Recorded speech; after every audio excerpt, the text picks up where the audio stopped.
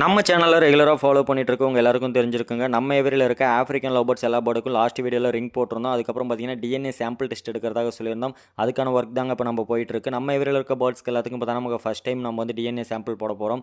So அதனால் பார்த்தீங்கன்னா நம்மகிட்ட கார்டு எதுவும் இல்லைங்க. அதனால் நம்ம ஒரு ஒயிட் பேப்பரில் நம்ம ப்ரௌசிங் சென்டரில் கொடுத்து பிரிண்ட் எடுத்தாச்சுங்க. அதில் பார்த்தீங்கன்னா ஃபார்ம் நேமு, ஓனர் நேமு, அதாவது ரிங் ஐடி அண்டு மியூட்டேஷனுங்க, அது இல்லாமல் பார்த்தீங்கன்னா ஃபோன் நம்பர் இதெல்லாமே நம்ம அதில் எழுதியாச்சுங்க. எழுதிட்டு நம்ம ஜிப்லாக் கவர் ஃபேன்சி ஸ்டோர்லேருந்து வாங்கிட்டு வந்துடணும்.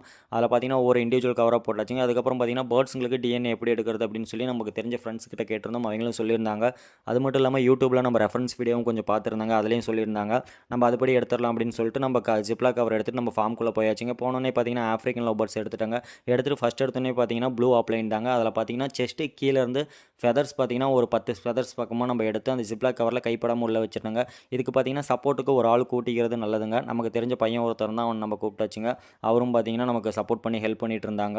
நம்ம பார்த்தீங்கன்னா அடுத்து நெக்ஸ்ட் ஒவ்வொரு போர்டாக பார்த்தீங்கன்னா எடுத்து நம்ம ஃபெதர்ஸ் எல்லாமே எடுத்து நம்ம ஜிப்லாக் கவரில் போட ஆரம்பிச்சாச்சுங்க.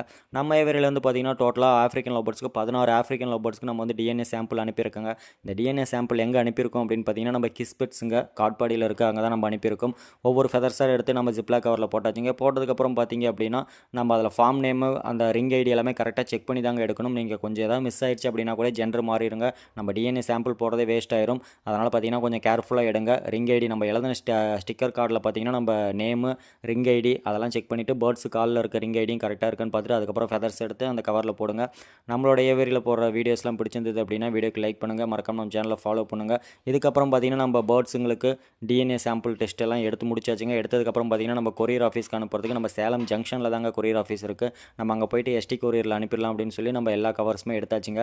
மொத்தமாக பார்த்தீங்கன்னா 16 பேர்ட்ஸ்க்கு நம்ம சாம்பிள் எடுத்துருக்காங்க. அந்த 16 பேர்ட்ஸ் சாம்பிளையும் நம்ம எடுத்துக்கிட்டு நம்ம வண்டியில் எடுத்துக்கிட்டு நம்ம கொரியர் ஆஃபீஸ் போயாச்சுங்க. கொரியர் ஆஃபீஸில் போய்ட்டு கொரியர் ஆஃபீஸில் கொடுத்தாச்சுங்க. நமக்கு டிஎன்ஏ சாம்பிள் டெஸ்ட் பார்த்தீங்கன்னா ஒரு 2 to 3 டேஸில் நமக்கு கிடச்சிருங்க. வந்ததுக்கப்புறம் பார்த்தீங்கன்னா நமக்கு மொத்தமாக எத்தனை மேல் வந்திருக்கு, எத்தனை ஃபீமேல் வந்திருக்கு, அதில் எத்தனை நம்ம பேர் போட போகிறோம் அப்படிங்கிற டீட்டெயில் நெக்ஸ்ட் வீடியோவில் அப்டேட் பண்ணுறாங்க. தேங்க்யூ.